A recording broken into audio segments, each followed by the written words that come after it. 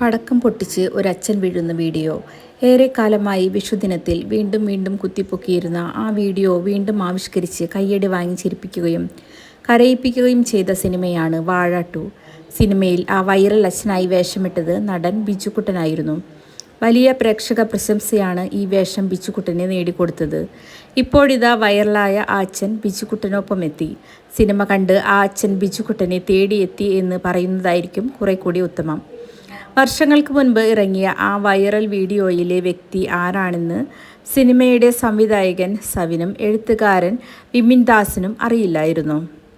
എന്നാൽ കുടുംബത്തോടെ സിനിമ കണ്ട ആ അച്ഛൻ തൻ്റെ കഥാപാത്രത്തെ അവതരിപ്പിച്ച ബിജുക്കുട്ടനെ തേടിയെത്തുകയായിരുന്നു.